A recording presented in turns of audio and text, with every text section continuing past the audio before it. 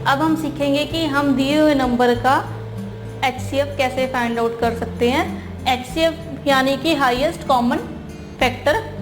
Highest common factor क्या होता है, या हाईएस्ट कॉमन फैक्टर का क्या अर्थ है? Highest common factor of two or more given number is the highest number which exactly divides all the numbers. यानी कि दो या दो से अधिक नंबर है हमारे पास कोई, और उनका HCF क्या होगा, वो सबसे बड़ी संख्या जो उन सभी नंबर को पूरी तरह से डिवाइड कर सके। ठीक है, एग्जाम्पल है यहाँ पे 5 is the HCF of 15 and 20। यानी कि 5 ऐसा नंबर है जो 15 और 20 दोनों को ही डिवाइड करता है। इससे बड़ा कोई भी नंबर नहीं है जो 15 और 20 दोनों को ही डिवाइड करता हो। इसको हम एक इलस्ट्रेटर मैनर से समझ लेते हैं। अगर हमें 15 और 20 का HCF फाइंड आउट करना हो तो कैसे होगा? अब 15 और 20 का हमें HCF फाइंड आउट करना है तो हमें 15 और 20 के फैक्टर्स चाहिए, है ना। HCF क्या है? Highest common factor. हमें इसके फैक्टर फाइंड आउट करने होंगे। तो इसके फैक्टर हुए 1, 3, 5। अब 20 के फैक्टर हुए 1, 2, 4, 5। अगर हम यहाँ देखें तो सबसे बड़ा कॉमन फैक्टर यहाँ पर 5 ही है 15 और 20 का। तो 5 यहाँ पर HCF है 15 और 20 का, यानी कि HCF of 15 and 20 is equal to 5। और इससे बड़ा कोई भी नंबर नहीं है जो 15 और 20 को पूरी तरह से डिवाइड करता हो। तो ये मीनिंग था HCF का। लेकिन फिर से ये जो हमारे पास इलस्ट्रेटिव मैनर है HCF को फाइंड आउट करने का, ये फिर से स्टैंडर्ड प्रोसीजर नहीं है। तो हम एक सिंपलेस्ट और इजीएस्ट वे देख लेते हैं यहाँ पर कि जिससे हम HCF को आसानी से फाइंड आउट कर सकें। तो आइए देखते हैं कि HCF को हम कैसे सबसे आसानी से फाइंड आउट कर सकते हैं। HCF को फाइंड आउट करने का सबसे बेस्ट मेथड है कि हम जो हमारी डिवीज़न है उसे कॉन्टिन्यूस रखें और तब तक कंटिन्यू करें जब तक कि हमारा रिमाइंडर 0 ना आ जाए। हम इसको इसी एग्जांपल से समझते हैं कि हमारे पास HCF हमने फाइंड आउट करना है 15 और 20 का। ठीक है, अब हम क्या करेंगे कि जो लार्जेस्ट नंबर है उसको स्मॉलर नंबर से डिवाइड करेंगे। 20 को 15 से डिवाइड करेंगे। लार्जेस्ट नंबर हमारे पास 20 है, स्मॉलर नंबर हमारे पास 15 है। तो 20 को 15 से डिवाइड करेंगे और डिवाइड करेंगे तो ये 1 पे जाएगा। ठीक है, 15 हमारे पास 5 रिमाइंडर बचा है यहाँ पर। ठीक है, अब क्या करेंगे कि जो हमारे पास रिमाइंडर आया इसको हम डिवाइज़र मानेंगे और जो हमारा पिछला डिवाइज़र था इसको हम डिविडेंड मानेंगे। ठीक है, यानी कि 15 को 5 से हम डिवाइड करेंगे। अब जब 5 को हम 15 से डिवाइड करेंगे तो 5 3 टाइम है 15, 5 3 ज़ा 15, तो हमारे पास रिमाइंडर यहाँ पे 0 आया। और जो सबसे लास्ट वाला हमारे पास डिवाइज़र होगा यह हमारा HCF होगा, यानी कि HCF हुआ इसका 5। और यही हमने इलस्ट्रेटिव मैनर में भी किया था। हमारा आंसर दोनों तरीके से सेम है, लेकिन ये फिर भी लेंथी टास्क है तो हम इसको इस तरीके से नहीं करेंगे किसी भी नंबर का अगर हमें HCF फाइंड आउट करना हो। लेकिन हाँ, अगर आपको किसी नंबर के फैक्टर इजीली पता तो आप उसको कर सकते हो इलस्ट्रेटिव मैनर को, नहीं तो आप इस मेथड के साथ जाइए कि हम कॉन्टिन्यूस डिवीज़न कर सकें। हम इसे एक बार फिर से कि हमने किया क्या है। यहाँ पर हमने HCF निकालना था 15 एंड 20 का। ठीक है, हमने क्या किया, जो लार्जेस्ट नंबर है उसको स्मॉलेस्ट नंबर से डिवाइड किया। 20 को हमने डिवाइड किया 15 से, हमारे पास रिमाइंडर 5 आया। अब 5 रिमाइंडर आया तो हमने इसको डिवाइज़र माना और डिवाइज़र बनाया इसको। तो जो हमारे पास पिछला डिवाइज़र था हमने उसको डिविडेंड माना और इसको डिवाइड किया इससे, तो हमारे पास रिमाइंडर 0 आ गया। अगर फिर भी यहाँ रिमाइंडर 0 नहीं आता तो हम इसी प्रोसेस को कंटिन्यू रखेंगे। ये हमारा डिवाइज़र बन जाएगा और ये डिविडेंड बन जाएगा। फिर अगर रिमाइंडर 0 आ जाता है तो ठीक है, आप इसको यहीं पे स्टॉप कर दीजिए। अगर नहीं आता तो हम इसी प्रोसेस को कंटिन्यू रखेंगे और तब तक कंटिन्यू रखेंगे जब तक हमारा रिमाइंडर 0 नहीं आता। इसके लिए हम एक और एग्जांपल करके देखते हैं कि हमें HCF फाइंड आउट करना है 13 और 5 का।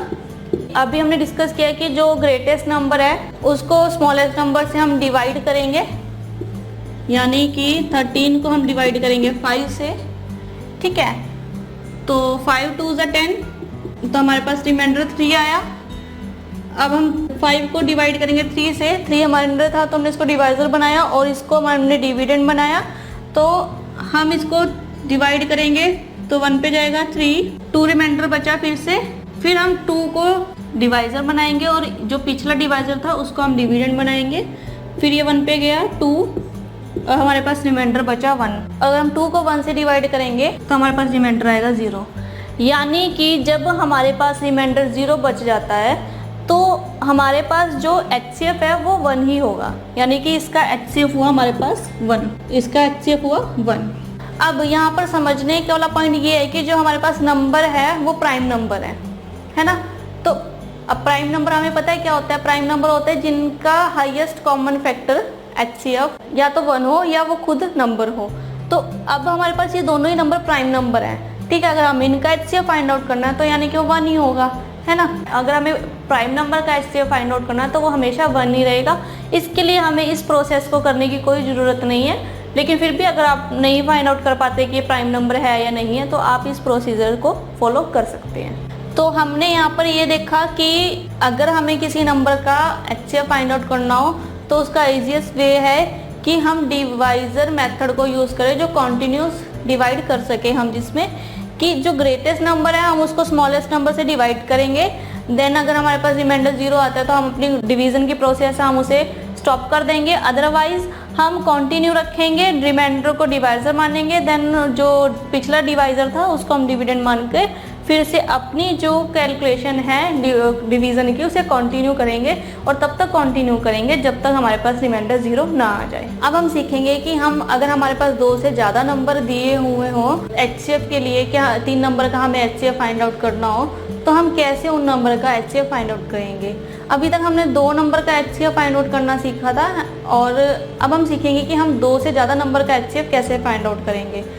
अब हम जानते हैं कि जो HCF है वो डिवीज़न प्रोसेस है, तो जो डिवीज़न है वो 2 नंबर की पॉसिबल है ना, या तो डिवाइजर की और डिविडेंड की या फिर न्यूमिनेटर और डिनोमिनेटर की। तो हम 3 नंबर का HCF कैसे फाइंड आउट करेंगे। अब मान लो हमारे पास कोई नंबर है 3 PQR, हमें इनका HCF फाइंड आउट करना है, ठीक है। तो हम इस केस में क्या करेंगे, सबसे पहले हम HCF निकालेंगे P एंड Q का, क्योंकि हमें 2 ही नंबर को डिवाइड कर सकते हैं एक टाइम पे। तो हम पहले HCF निकालेंगे P और Q का, ठीक है। मान लो हमें इससे कोई भी HCF मिला, वो था S, ठीक है। अब हमें S इससे HCF फाइंड आउट हुआ है तो PQ का HCF है S। अब हम क्या करेंगे कि जो हमारे पास S आया है, यानी कि जो हमारे पास HCF हमने निकाला है, उस HCF को हम जो 3rd नंबर है उसके साथ एक नया HCF निकालेंगे और जो हमारे पास नया HCF आएगा वो इन तीनों नंबर का HCF होगा। यानी कि HCF S और R का, तो हमारे पास HCF होगा P Q एंड R का, ठीक है। तो हम ये कह सकते हैं कि HCF of P Q and R is equal to HCF of S and R। इस तरह से हम 3 नंबर का HCF फाइंड आउट करेंगे। हमारे पास कोई 3 नंबर है, ठीक है। तो हम पहले 2 नंबर का HCF फाइंड आउट करेंगे, ठीक है। फिर जो HCF आएगा हमारे पास उसको हम तीसरे नंबर के साथ फिर से एक नया HCF फाइंड आउट करेंगे और जो हमारे पास नया HCF आएगा वो इन तीनों नंबर का HCF होगा। इसको हम एक एग्जाम्पल से समझते हैं। HCF ऑफ 20, 45 एंड 60, ठीक है। हमें इन तीनों नंबर का HCF फाइंड आउट करना है। तो हम सबसे पहले इन दोनों नंबर का HCF फाइंड आउट करेंगे, HCF ऑफ 20 एंड 45, ठीक है। इनका HCF फाइंड आउट करेंगे, हम ग्रेटेस्ट नंबर को स्मॉलेस्ट नंबर से डिवाइड करेंगे, ठीक है। तो ये 2 पे 40, रिमाइंडर हमारे पास 5 बचा और 20 को 5 से डिवाइड करेंगे, 5 यहाँ पे डिवीज़र बन गया और 20 डिविडेंड बन गया। तो ये 4 पे हमारे पास अब रिमाइंडर 0 आ गया, यानी कि HCF आया 20 और 45 का 5, ठीक है। और हमारे पास 60 थर्ड नंबर है जो इसका हमने अभी HCF फाइंड आउट करना है। तो हमारे पास ये इन दोनों नंबर का HCF है और थर्ड नंबर है। अब हम इन दोनों नंबर का HCF यहाँ पे फाइंड आउट करेंगे, यानी कि HCF ऑफ 5 and 60। तो अगर हम इन दोनों नंबर का HCF फाइंड आउट करें तो ग्रेटेस्ट नंबर को स्मॉलेस्ट नंबर से डिवाइड करेंगे। 60 5 के 12 टाइम है, 5 12 60 है, 12 5 60, ठीक है। और रिमाइंडर हमारे पास यहाँ पे 0 आ गया। तो इन तीनों नंबर का HCF हुआ HCF of 20 45 and 60 is equal to 5। इन दोनों नंबर का HCF फाइंड आउट किया तो हमारे पास HCF आया 5। तो जब हमने 5 और 60 का HCF फाइंड आउट किया तो यहाँ भी HCF हमारे पास आया 5।